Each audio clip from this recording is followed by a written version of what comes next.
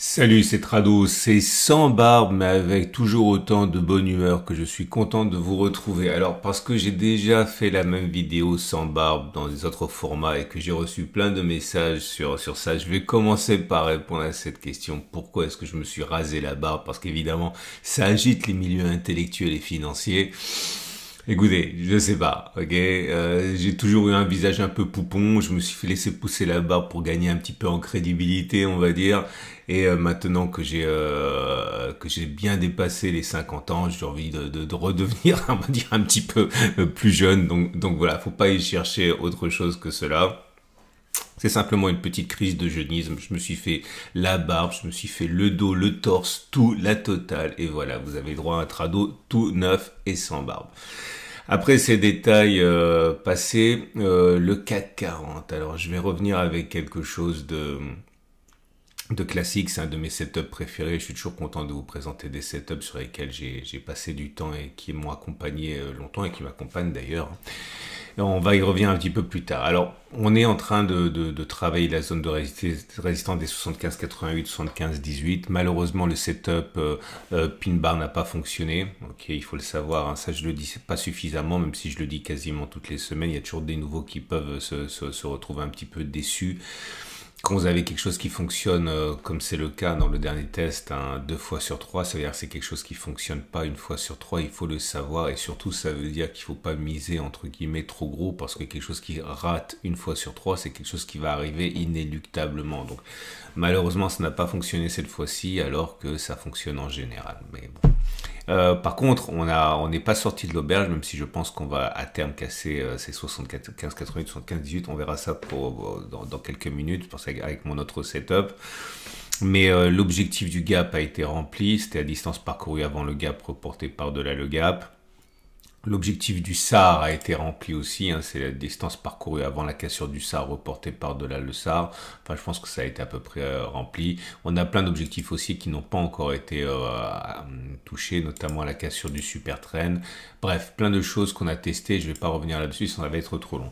Dans l'immédiat, l'idée à laquelle j'aimerais vous soumettre, c'est celle de l'Ishimoku et du twist. Alors, l'Ishimoku, ça fait peur et c'est normal. J'ai des amis qui vont me détester pour ça, mais c'est carrément pas propre. Hein. C'est pas joli. Mais avec PRT, on peut configurer ça de la manière la plus agréable possible. D'abord, je vais vous expliquer ce que c'est. L'Ishimoku, dans sa forme la plus classique, c'est un ensemble de 5 courbes, la Tenkan, la Kijun, la Chiku, la Senku, la SSA et la SSB. Ça ressemble à ça, ok? Et franchement, c'est pas beau. Ok, quand vous avez l'habitude, ça vous voyez que ce qui vous intéresse, mais quand vous n'avez pas l'habitude, vous voyez tout le reste et c'est pas beau du tout, je le répète. Moi, je vous conseille d'enlever tout ce dont on n'a pas besoin ici, qui a une utilité dans l'absolu, mais dont on n'a pas besoin dans ce setup que j'adore, que je vous propose. Tenkan, Kijun, Chiku, vous enlevez. Vous gardez que SSA, SSB. Toutes les plateformes ne sont pas capables de faire ça. Si vous voulez faire ça, il faut ouvrir un compte gratuit avec PRT. Vous avez un lien en dessous de la vidéo pour le faire. Et là, ça redevient beaucoup plus clean. On se retrouve uniquement avec le Kumo ou le nuage. Et l'idée, c'est d'attendre que ça croise. Vous remarquez que ça n'a pas croisé. Ok, je vais vous montrer ce qui se passe quand ça croise. Quand ça croise ici, eh bien, vous allez considérer qu'on est à 50% du chemin objectif. Donc, une fois que vous avez le twist qui s'est manifesté, vous prenez la distance parcourue avant, vous reportez par-delà le twist, c'est-à-dire quand la SSA croise la SSB, et ça vous donne l'objectif qui est très souvent rallié, beaucoup plus souvent que l'inverse. Ce qui est intéressant naturellement, c'est que le nuage est en avance, c'est-à-dire que lorsqu'il se produira, les cours n'auront normalement pas encore atteint l'objectif. C'est-à-dire que je dis n'importe quoi. Si le croisement avait eu lieu aujourd'hui, il n'a pas eu lieu aujourd'hui, vous prenez la distance parcourue avant, vous reportez par-delà le twist, qui n'a pas encore eu lieu, je me répète, et ça vous donne l'objectif qui sera rallié traditionnellement. Ça fonctionne à la hausse, ça fonctionne moins bien à la baisse, mais ça fonctionne quand même à la baisse. Et ce qui est intéressant, encore une fois, c'est regarder ce qui se passe sur les autres marchés. Je vous montre le SP500. Ce qui est intéressant, je me répète, excusez-moi, c'est l'âge qui veut ça, c'est que le twist a déjà eu lieu là. Donc si vous prenez la distance entre les plus bas, Je vais vous montrer comment je fais rapidement. Moi, je prends les Fibonacci et je cale 50% dessus. C'est exactement la même chose que prendre la même distance et de le reporter, hein. Donc, vous calez en dessous, vous mettez 50% au milieu, là, sur le twist. Et ça vous donne l'objectif qui n'a pas encore été rallié, qui est là. Ça s'est produit, il y a 3 bougies. Donc, ça s'est produit à peu près là. OK ? Et on savait déjà à ce moment-là que l'objectif serait rallié. Alors ça sert pas forcément à trader ce genre de choses parce que vous imaginez bien que là le ratio gain-risque il est assez pourri. Donc à moins d'avoir un très bon ratio gain-risque, ça je l'utilise surtout pour filtrer, pour savoir que la hausse n'est pas terminée, par exemple. Après on peut le trader aussi, mais il faut attendre que les conditions soient peut-être plus favorables. Dans les médias, ça veut dire que on devrait traditionnellement aller chercher plus haut. Après, est-ce qu'on va casser ou pas? J'en sais rien. Mais en tout cas, on devrait aller chercher. La dernière fois que ça s'est produit, c'était là, par exemple. Vous voyez, prenez le plus bas, ou prenez le twist haussier qui a eu lieu ici, et vous voyez qu'on a très largement explosé l'objectif. Donc, ça ne veut pas dire que c'est un objectif qui va entraîner une baisse par la suite. Ça veut simplement dire, regardez là, pareil. Je suis toujours super ému quand je vous montre ça. C'est comme le setup Tradobull. C'est des choses qui m'ont accompagné tellement dans ma vie de trader. Vous voyez, et derrière, ça voulait dire en gros que l'inversion de tendance est actée, quoi. Donc ça fonctionne à la baisse, à la baisse. Je vous montre. Alors ça fonctionne moins bien à la baisse, hein, j'ai déjà dit. Regardez ici, j'avais pris comme exemple la dernière fois. Ok, donc une fois que l'objectif a eu lieu ici, vous prenez les plus hauts, mettez les 50% sur le twist. Et ça vous donnait un objectif qui a été rallié ici. Après, on est allé plus bas, mais on a rallié l'objectif. Bref, le SP500 devrait normalement aller plus haut. Le Nasdaq, je vous le montre aussi parce qu'ils sont directeurs. Lui, il en est... Ah ben, il n'a pas encore eu lieu le twist, hein. Donc ça aussi, c'est intéressant. C'est qu'une fois que le twist aura lieu, imaginons qu'il ait lieu mardi ou lundi, on s'en fiche. Donc vous prendrez... le plus bas, vous calerez les 50% sur le twist, ça vous donne un objectif qui devrait être retourné sur les plus hauts. Une fois de plus, tous les chemins mènent à Rome, hein, c'est-à-dire l'idée que on va revenir sur les plus hauts récents. Donc je reviens sur mon CAC 40. Alors on va me demander est-ce que ça fonctionne sur toutes les unités de temps? Il faut tester. Ok, mais je peux vous dire que pour avoir testé beaucoup de choses à ce niveau, en hebdo ça fonctionne très très bien à la hausse, ça fonctionne moins bien à la baisse, mais à ce niveau rien de neuf. Donc pourquoi est-ce que je pense que mon trade va être perdant avec mon stop de protection ici? Tout simplement parce que le twist va avoir lieu normalement. Et s'il a lieu, eh bien, je le refais une dernière fois. Prenez les plus bas, prenez le niveau du twist quand il aura lieu. Ça vous donne un objectif qui va exploser mon stop de protection, ok. Sauf que bien sûr, l'idée, et là je le précise parce qu'il y a toujours des petits nouveaux, c'est que à n'importe quel moment, vous allez avoir des stratégies, des setups qui vont vous dire ça va baisser statistiquement et d'autres qui vont dire ça va monter statistiquement. On peut pas faire autrement. Ok, je vous donne une image. À n'importe quel moment, vous allez trouver des statistiques. Imaginez des courses de chevaux au PMU, ok, ou un match de foot. Vous allez toujours trouver des statistiques qui vont vous dire que normalement c'est ce cheval qui devrait gagner parce qu'il a jamais perdu contre ce cheval-là, parce qu'il a jamais perdu sur ce terrain-là, parce qu'il n'a jamais perdu il a toujours gagné la 4e course. Je dis n'importe quoi. Pareil pour le foot. Vous pouvez dire s'il y a un match, je sais pas moi, PSG Montpellier au hasard, vous pouvez dire oui, normalement Montpellier devrait gagner parce qu'ils n'ont jamais perdu le premier match de la saison à domicile. Donc vous allez jouer pour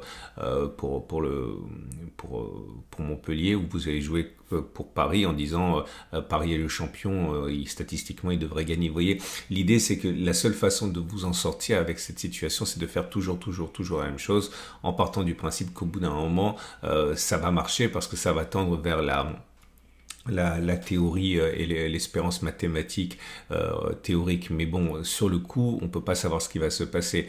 Donc là, l'idée, c'est que pourquoi est-ce que je suis en position baissière? Parce que j'avais des tests qui m'ont dit que ça allait baisser, et là, visiblement, je vais me planter. C'est vrai que cette année, j'ai pas beaucoup de chance avec mes choix, je le répète, mais là, théoriquement, on peut envisager que ce trade, il est même pas encore perdu, qu'il devrait normalement l'être, quoi, hein. C'est le trading systématique, c'est comme ça. Bref, encore une fois, ça devrait à terme passer la résistance, ok.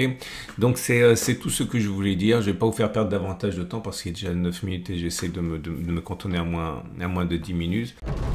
Votre rendez-vous avec IG. IG, bien plus que du trading. Une équipe d'experts à vos côtés. Merci infiniment pour votre fidélité. Je reçois beaucoup de messages actuellement de soutien. Ça me touche. Vous savez, je reste quand même assez froid par rapport à ça, mais et en plus, je suis désolé, mais je réponds pas forcément rapidement parce que j'ai beaucoup de mails, mais je réponds toujours aux mails qu'on m'envoie.